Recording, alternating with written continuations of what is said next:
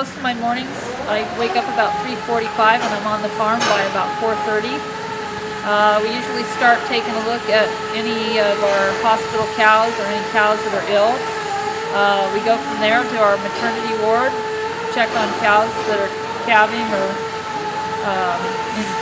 late in what we call a transition period, getting ready to calve. And then the next place we hit is usually our fresh cows. Yeah, every day varies. Every day you kind of have a game plan, but every day when you work with livestock can be different than our long days. We usually don't finish until 5, 6 o'clock in the evening. Our farm is split into 2 facilities, even though it's one large facility. We split it. We have 2 milk parlors. We have all our second lactation and older cows on our south facility, and we have our first lactation animals on our north facility. We're currently milking around 4,600 cows. The total animal inventory, because we have a large heifer ranch, is around 16,000 head of cattle total.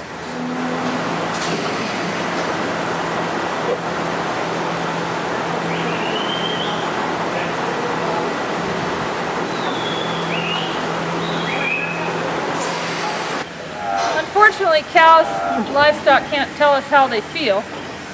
So when we have to, when we want to tell the animal's temperature, if we want to find out if she's pregnant, if we want to find out if she's ruminating properly, we unfortunately have to put a sleeve on and put some lubricant on the sleeve, and the cows are usually locked up in the stanchions.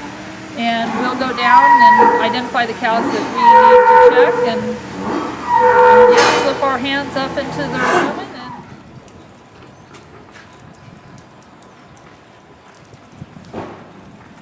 But yeah, we can usually, because I do it every day, we can usually tell the animal's temperature within a tenth to 2/10 of a degree.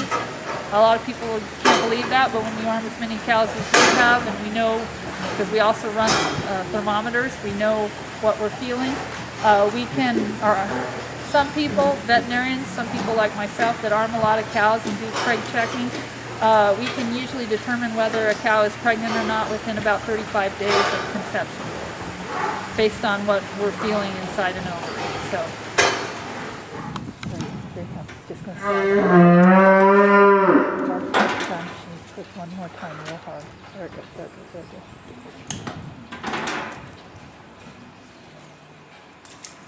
The reason the calf is yellow is because the calf has actually had a bowel movement inside the sac. Here when we needed water,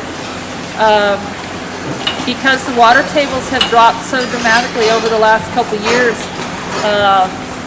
in Tulare County, a lot of the wells have gone dry, including ours.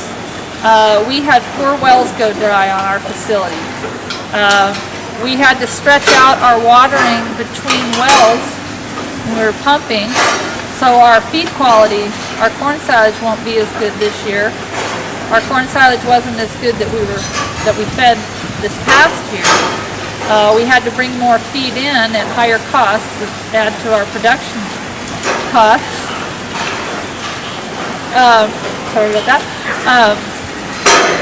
To drill new wells is extremely costly, and again, to discuss the drought for the Central Valley or even for ourselves takes longer than an interview that I can have with you.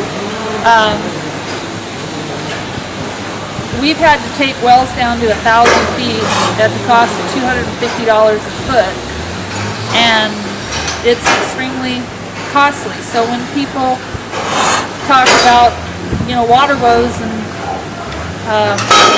how it affects you, it affects your pocketbook terribly. But we have no other resources to pull feed from. It would cost so much to ship feed across the United States.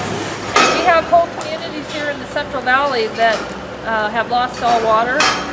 The towns haven't just dried up from water, but the people have lost jobs.